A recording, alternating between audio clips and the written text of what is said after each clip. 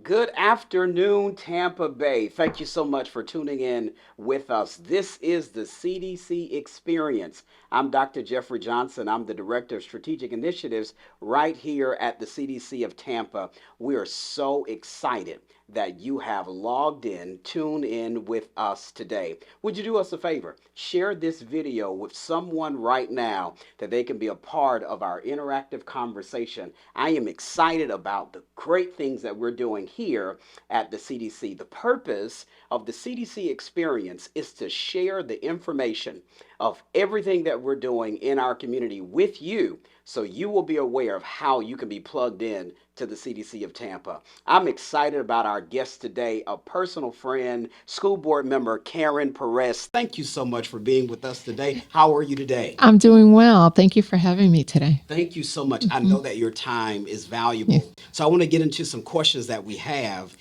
You are a quiet force and storm on our school board. You have a pleasant demeanor, but you are so focused on our children, Yeah. mental health, workforce development. And we want to talk about some of those things today. The persons that are watching us, they come from a variety of backgrounds. And so we want to make sure that they're aware of what's happening in our school board. One Awesome. thing in particular, I know that our school board is the seventh largest school district in the country. And now we are in the top 20 school districts in Florida. How did our school district accomplish that goal? Well, it's really on the our teachers who have taken that initiative and in the classroom and being there with the students. We couldn't do anything without them. Number one.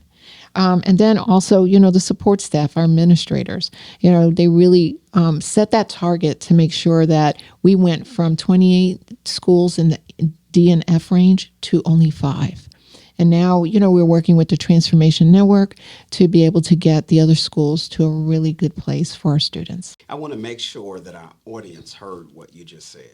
How many schools was in that transformational place, and how many schools are there now? How many did you say? It was 28. 28. I 28. never want to hear this. Hmm. 28 schools that was on that transformation list, Correct. achievement schools, if you will. Yes. And now there are only Five. five. That's amazing. How Yes. do you think that happened?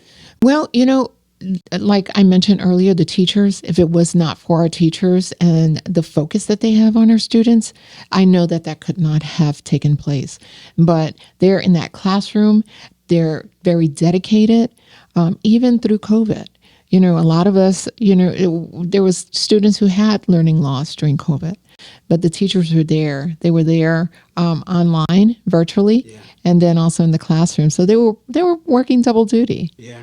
This is a great opportunity for us to stop and just say thank you for all of our teachers and what they do. It is many times an unrecognizable position that we don't celebrate our administrators, our leaders, and our school officials and teachers enough. So we say thank you to all of you who are educators in our classroom. Something is exciting in the school happening in the school district this year.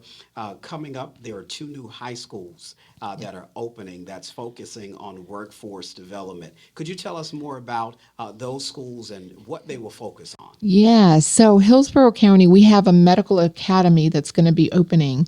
And that one is going to be really focused on nursing assistants and EKG technician, home health aide, and personal trainer. Through COVID actually taught us a lot. And those professions that are really needed, especially during a time like that when everything is on lockdown, the doctors work, Yeah. and as well as mental health. So they're going to have a mental health component in there, and I'm so excited about that. Correct. Yes. So will they leave high school with a certain level of certification? How would that work? They will, and also they're going to have their ability to work in the industry, with the certifications that they receive from us, and also the building and construction. That's another thing that we realized, during the COVID time that was really needed. Having the building construction, AC maintenance, Yes. electrical vehicles, the, you know, water infrastructure, things like that is so imperative, to, especially here in Tampa. Yes. We are growing at 1,000 new residents a day. Yeah, 1,000 a persons thousand a day. a day. That's amazing. Yeah. So this gives our kids an opportunity to leave high school with certification. We were talking about this earlier about how so many of our students may not be, in a traditional sense, looking at the college route. And this is an opportunity for them to expand workforce development opportunities, for them to have credentialing that they can go into a respectable career after high school. And they may not want to acquire that debt that college may bring. So what is something that our families can look forward to? Could you name those schools? Could you name those schools that will open Well, this year? it's going to be Hillsborough Medical Academy Okay, and Hillsborough Building and Construction Academy. wonderful. So I'm really excited. But for a point on what you just mentioned about the students not wanting to incur debt, or that's just not their focus. There's a lot more children also who want to go into the working field and feel that 4 years in college will not provide that later on. As I know, as a mental health provider, I've noticed that a lot more folks who have a college degree are struggling to find employment. And so, we're getting right back down to basics, the things that are really needed in a community to sustain the community, to sustain the people in the community, and to help us grow. Absolutely agree. Would you tell our listening audience once again the name of those two schools so they can research those Yes. and find out more information? Hillsborough Medical Academy and Hillsborough Building and Construction Academy. Friends, if you're listening, this is a great opportunity for you to research those schools for your son and your daughter. This may be a direct connection for what your son or your daughter may need when it comes to workforce development and certification. In our last question, you mentioned that you were a mental health professional, and we've worked together on some mental health forums, and I've seen your passion and your heart for mental health when it comes to our students and their families. Could you talk more about how we can help our students and our families when it comes to mental health through the school district? Well, I'm going to say this, not just the school district. The CDC has done so much to partner with us, in the district, to partner with mental health providers. When you see something happening, you say something, and you reach out to the people who really, really are able to put those supports in place. And so I've seen that with you, with the CDC and yourself. The mental health component for the district is, making sure that we have that stable, the stabilization for our kids, and not just, for a moment, but that it affects that student and their family. So that's important. That's an abiding force here. And the district, we offer the mental health services, the wraparound services in the schools, social workers, psychologists, and counselors, and we're looking to increase those numbers in our schools. So much help is available Yeah. For our families, for our students, and is advantageous for our students to really take advantage of that. I want to go off script just a little bit about mental health.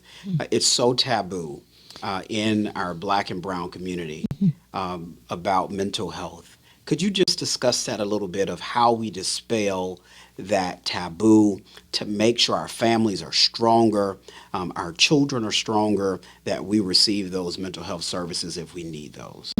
So it's just like having, I always say this to my clientele or my patients, or, it's like having diabetes. You can go to the doctor, see about the diabetes and get help for it, right? There's medication that helps balance you out, with the diabetes. And eventually, if you keep your health correct, you could either get off of those medications or decrease them. So it's the same with mental health. Nowadays, there's things that we see things that we hear that years ago would not have affected us, but today they do. And our head and our body are attached and entwined. Can't disconnect from that. That's right. If somebody has a UTI, believe it or not, it presents itself as dementia.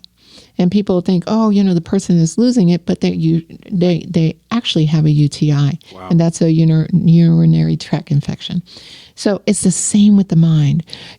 When there's an imbalance, whether you're not sleeping well, whether you're anxious, or, you have another mental health condition, they'll provide medications along with therapy to help you.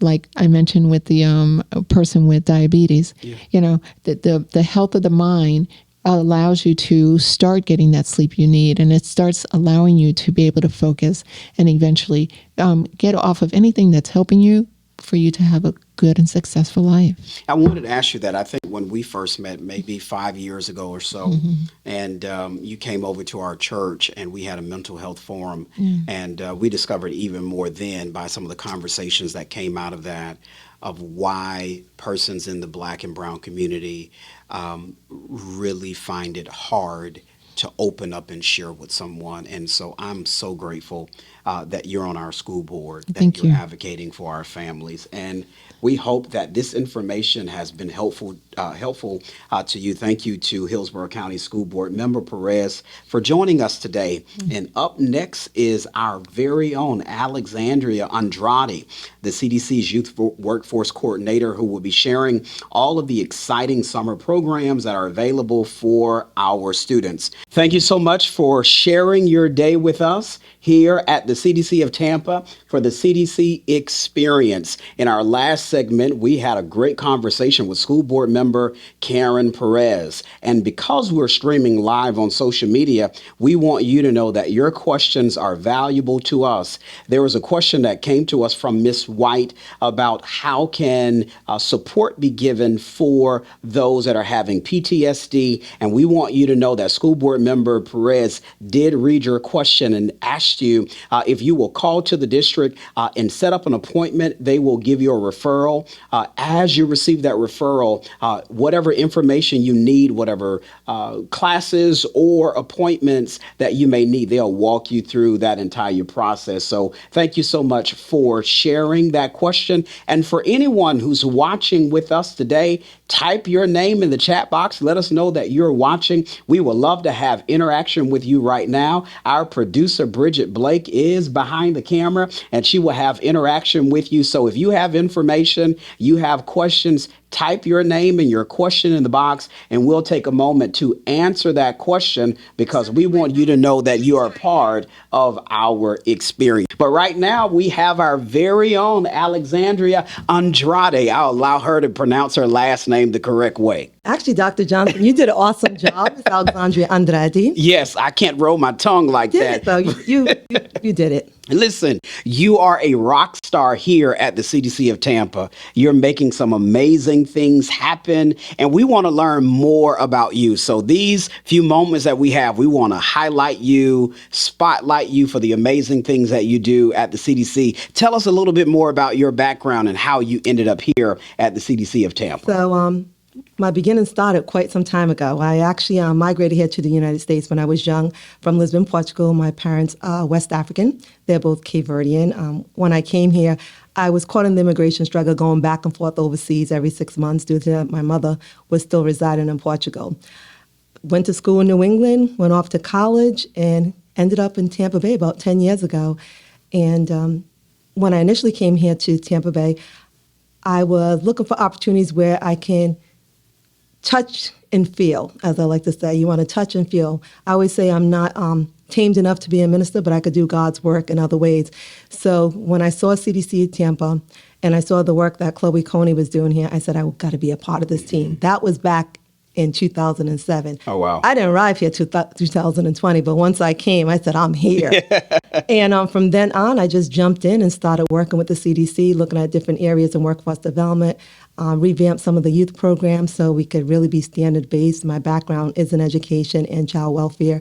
So to me, it's about looking at that home environment and how can it cross over into your community and into your environment of going into work or higher education. I have a question for you. You indicated that you're West African and you lived in Portugal and you had your experiences with immigration coming back and forth from the States to Europe, I'm assuming.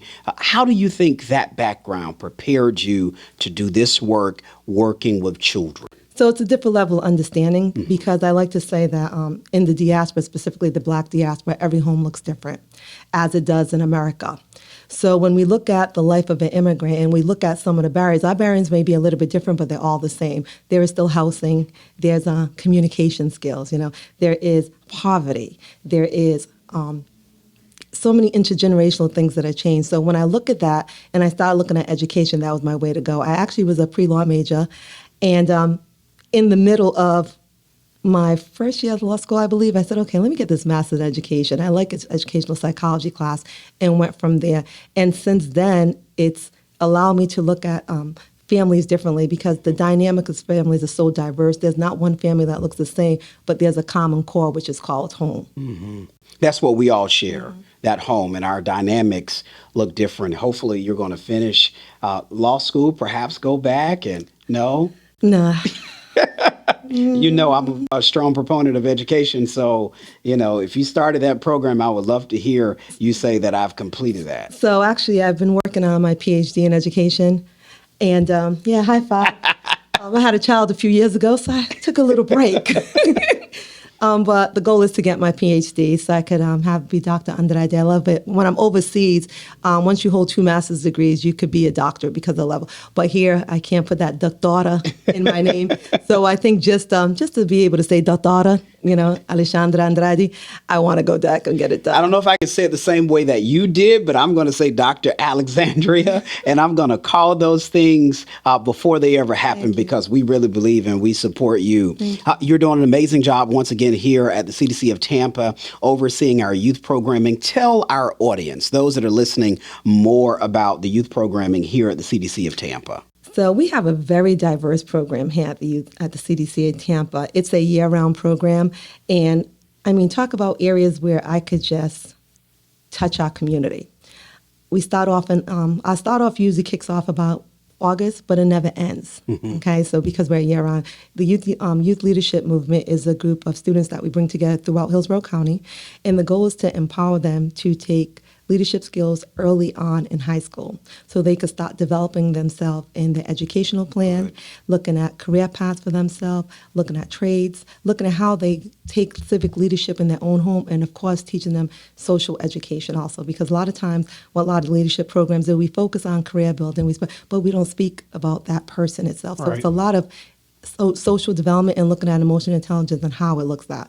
So that's a nutshell of what I try to do year round, but it's also about getting out there and getting our students to work, to take part of the community. That's from doing turkey drives in the community, making sure that our families are fed, gathering bikes, partnering up with organizations to give our kids gifts. But also to look at the signature programs that we do, like Suit Up and Show Up, where we're looking at empowering our kids to look at career paths, mentoring, bringing our community back to the CDC in Tampa, because a lot of times we leave the community or we live in the community and we leave the community. We need to bring them back. Absolutely. So then we have our Sisterhood Summit, which is all about girl empowerment. I was going to ask you about It's all that. about girl empowerment and woman empowerment. We look about, our theme is embrace your crown and shine. All of us have a crown. We all shine. So, you see a lot of Facebook memes that says, oh, all right, let me adjust my crown. Fix your crown. Let me adjust my crown. Yeah. Fix my crown. Your crown is there. Yeah. So we want to make sure that. But when we're looking at our youth initiatives, we're looking at workforce development. How do we get our students to really be a part of the workforce? It's not just about them getting a trade. It's not just about them getting an education, but how do they be active members in their workforce? That means voter rights. That's looking at your civic responsibility. That's looking about how do you empower your household? How do you take this information back home? So a lot of times within our youth program, we actually get our parents to come now and participate because they hear that we have customer service training, that we have construction training, that we have environmental protection training. So one of the blessings in my position is that I get to work all those programs. That's amazing. And that's a lot. But you love what you do. And earlier you said something, and I have to correct you. You said, well, I'm not a minister, but this is what I do. ministry is not, and I don't want to go into the preacher world, it's not from just behind the pulpit, but it's about wherever you seeing yourself adding value to others to change their life. I believe that ministry is seeing a need and meeting that need. And because you're at the CDC of Tampa, you're helping to identify that need and you're meeting that need as well. So, doctor, minister, whatever it is, you're doing the work in our community. Let me ask you, with all of the programs that we do, who are some of the partners that we work with? So Hillsborough County Schools is as a partner, of course, that we work with closely. Specifically, we have two programs, one at Tampa Bay Tech and one at Middleton High School. Middleton High School is more of a community school. We have a club there, and then Tampa Bay Tech is also one of our feeder community schools also. So at Tampa Bay Tech, once a week, I go in there. Once a month, and then some drop-in dates also I go in there, and we provide our civic leadership program in their classrooms also to our students. And then also at Middleton High School, we've developed that. In addition to that, we do Leading Ladies, which is a push for really a strong push for us to get our literacy skills up, because we saw that in our non-traditional student or our traditional students at the school, that they were still falling behind in literacy. So we really want to empower fun ways for our students to get involved in improving their test scores around math, science, STEM, all in together, even with the arts. How do we get them engaged? So we find innovative ways, fun ways to really get them in there. Well, speaking of that, as we come to an end, as you're talking about the work that you do in Middleton as being a community school, and then Tampa Bay Tech, could you share with our audience a success story of one of those kids, something that comes to your mind that their life has been changed because of the programming here at the CDC of Tampa? So I can't share one, but I'll share two. Okay. So actually, maybe even three, because there's some great story. First, like Tampa Bay Tech, I have to just give a shout out to Tatiana Bell, okay? She is Miss Freshman at FAMU. She's one of our graduates. She graduated. Shout out Tatiana Bell. Yeah, gotta make sure Tati Bell gets that shout out. She strived through the program, went to FAMU, is excelling, and she is an example of what it is to give back to your community and how she's engaging and rallying students at FAMU. Wonderful. Great. Then another shout out to Alicia Weish, which will be graduating this year from Armwood, graduating from HCC and Armwood High School. Wow. To be a dual graduate. So that's an exciting story. That's very And when I exciting. speak of her, I want to think of all the programs that she, so I met her as a freshman. She did her OSHA certification. She went on. She just didn't know where to stop, okay? Then she went on and said, I'm taking this leadership program to another level.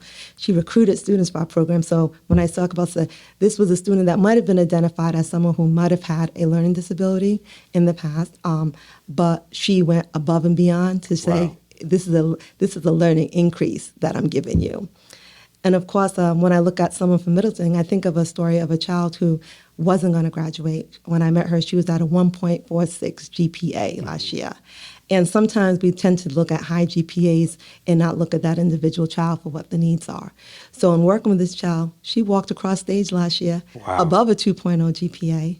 And now she went back and she joined one of our training programs, and now she's working at Advent Health, which is actually a partner of ours also. So when I think of success stories, it's just not success stories with our youth, but also the success stories that we're building in our community, specifically with our partnerships that we've built with the school department, with the banking systems, with Fifth Third Bank, Bank of America, Valley. We have so many banks that we're working with just because they want to touch it. And then we want to look at Coca-Cola. Coca-Cola spotlighted one of our students. We want to Coke Florida, should I say, spotlight one of our students. And we just want to really look at agencies and say, hey, for-profit, not-for-profit, let's look at how we impact change in our community. So if I was to give a success story, I would talk about the 31 years of CDC. That is my success story when I look at it. Amazing. Listen, you heard it from Dr. Alexandria about the amazing things that she's doing and why she's here at the CDC of Tampa. My friends, thank you so much for listening to us today. This has been the CDC Experience. If there's ever any doubt in your mind what's happening at the CDC of Tampa, you can log on to our website, www.cdcoftampa.org. There's information there for you. Are you a woman entrepreneur? There's information there for you. Are you a small business executive? There's information there for you. Are you interested in learning more about real estate or workforce development? That information is there on our website. On behalf of our guests today, School Board Member Karen Perez and Dr. Alexandria Andrade, our producer Bridget Blake, and our cameraman Philip, we thank you so much for listening to us. Would you share this video with someone else that they too will be a part of the CDC experience? Have an amazing day.